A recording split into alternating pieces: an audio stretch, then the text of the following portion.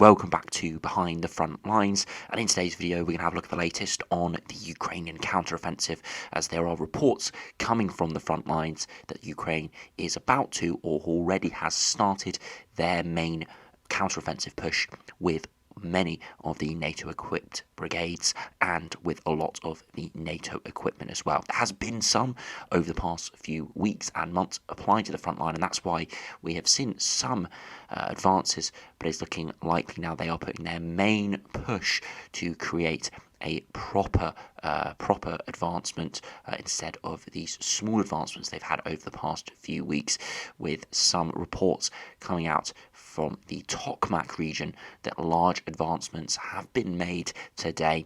Again, they're not gains yet because the Ukrainian troops will have to establish positions, but advancements in positioning of Ukrainian forces as they do make perhaps the start and the first few steps into their main push.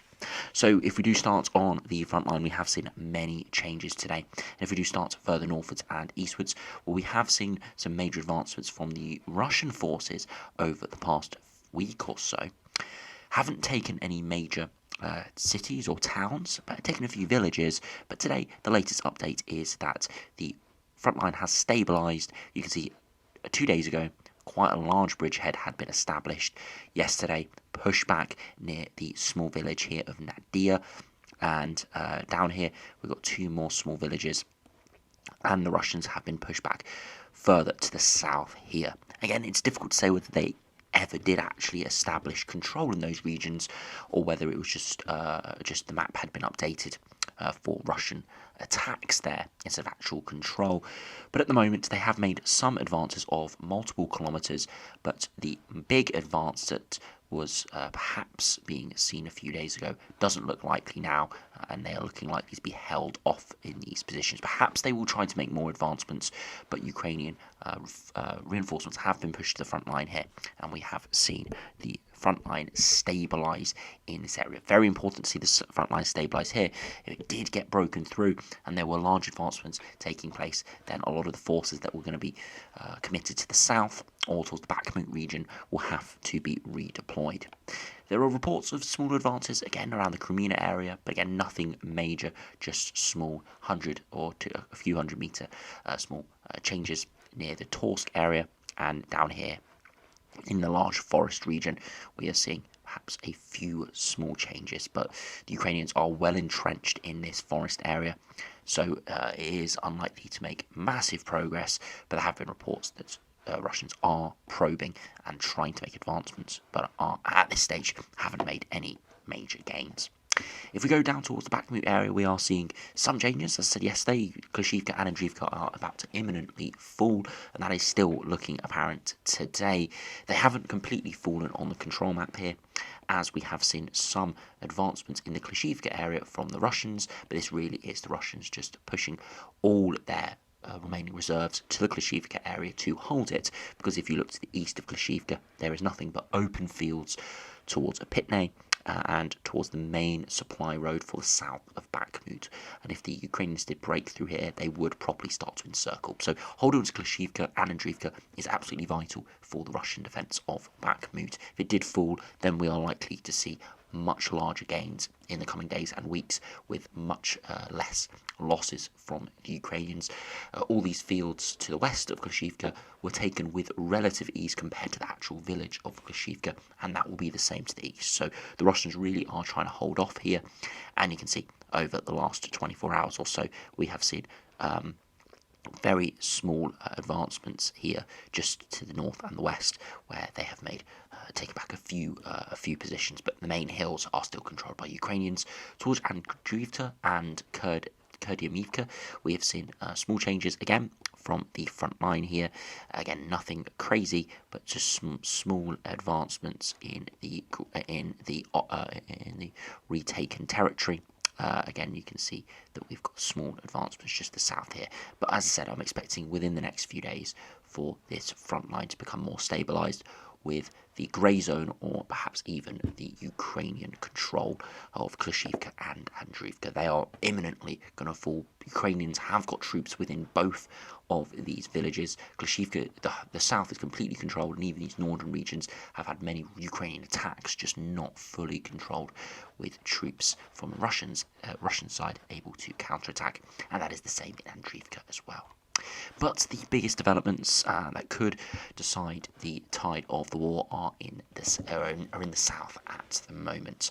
We've got some confirmed changes towards the Vilka Novosilka area, where it is confirmed now that we have seen Staromayorsk completely liberated. We're seeing this from both the control map here, from the deep state map, and we're seeing it from various other sources. And you can see over the last 24 hours, quite significant gains. Again, that won't be over the last 24 hours, these gains, but been confirmed over the last 24 hours of significant gains over Staromayorsk, the fields to the south and the west, and of course huge pressure now on Urozhaine, which is likely to be the next target of this advancement. Perhaps the Ukrainians will dive southwards, trying to cut off Urozhaine and try and make an advancement from the east as well. If this does happen, this pincer movement happen, Urozhaine will probably fall with very minimal fighting, but perhaps they will go straight to the east. We have to see the reports over the next few days, but big thrust being put here, but it's not the main thrust at the moment. Also, Britney still got a lot of forces there.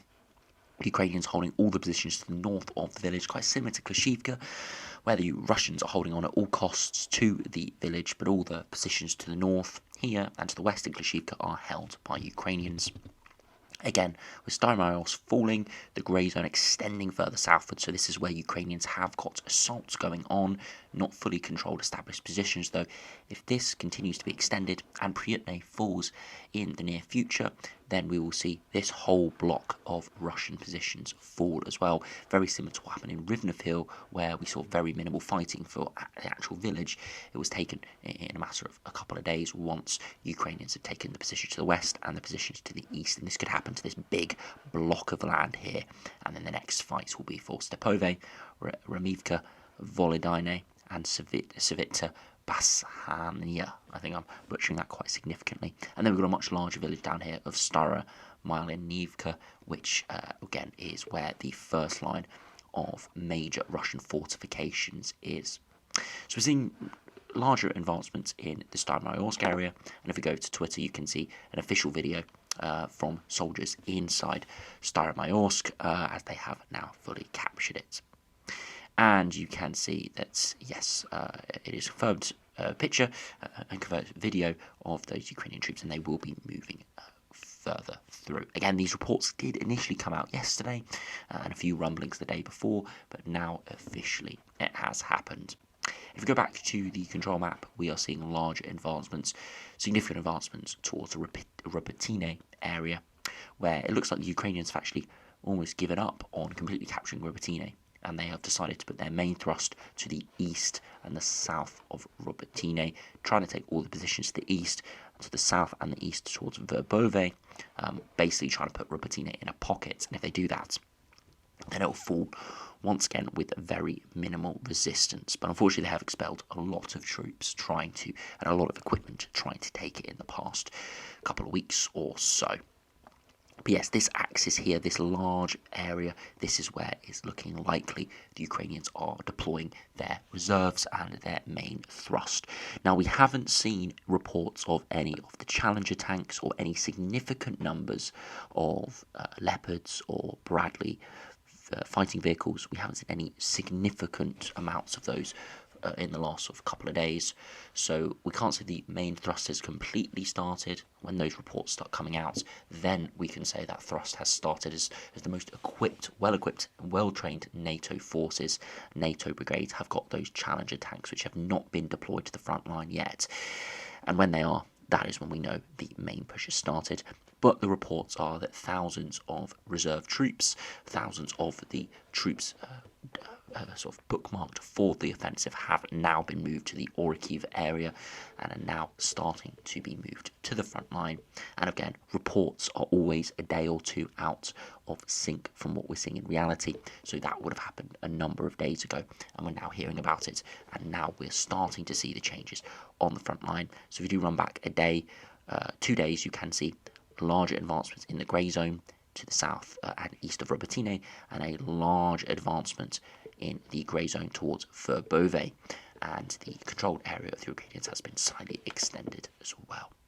Now, the big important thing about this region here and this thrust towards Verbove is if we do put on the main defensive lines, there has been lots of buzz in the media and from other channels, social media and on YouTube, of course, about the main defensive lines. Now, we've got sort of 2 or 3 main defensive lines, depending on how you look at it. So you can see one main defensive line here that does go to the north and the west of Verbove, and north towards Polohy, up all the way towards the sorry, that moved very quickly there, up towards the south of Uruzhaine, down on this axis. Again, as I said, if they broke through this line here, they would be on that main defensive line.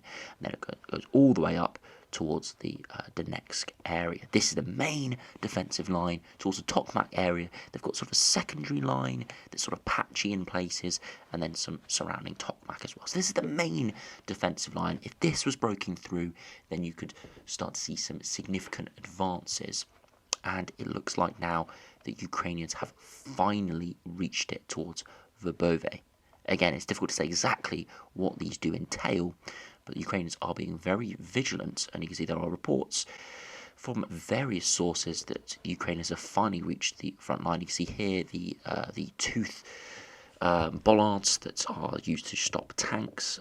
These are images taken of that front line, and we are seeing reports that Ukrainian troops and vehicles have reached this. Again, there are some discussions whether this is the main defensive line or not. Again, it's very difficult to say when we have a look at the control back where you would say the exact main defensive line is, but nevertheless significant fortifications. And you can see again another image here showing a large thrust from the Ukrainian forces towards the Tokmak area. Again, you can see the losses. Again, unfortunately, losses on the Ukrainian part are much further southwards than have been observed behind known Russian lines. So advancements are being attempted, if not being made. Now, I said, if we go back to the control map, you can see this whole grey zone area is where we are seeing Ukrainian troops fighting against the Russians. They're not in control of these regions yet. And again, as we've seen further northwards and eastwards, up towards the Svatove area where the Russians have made advances here, you can see that that front line can change very quickly. So we can see major advancements here, but they could be rolled back. And vice versa, we could see no advancements and they could be suddenly changed very, very quickly. Again, as always, there is a day or two delay at least, and of course the Ukrainians will be very silent about the offensive here, as they do not want the Russians to know where they're attacking, and they do not want any unnecessary information getting out. So we'll have to see what happens over the next few days, but it's looking likely now that we are starting to see the first signs, if not the arrival of the main Ukrainian push, as they do try to break through these main defensive lines, eventually reaching Tokmak, and reports have been seen. They aim, if all goes well, for this main push to last between 1 and 3 weeks on their way to Melitopol. Again,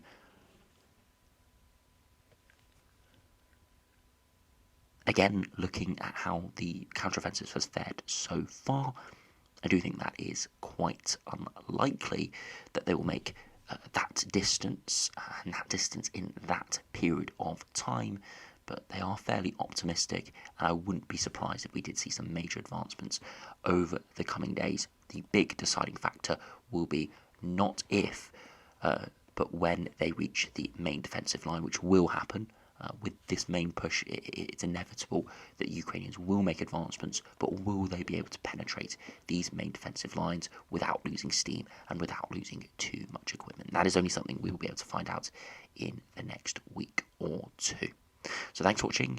Hope you have enjoyed, and I'll see you again for another update as we have a continued look at the first sort of proper mobile bit of warfare we've seen in a number of months.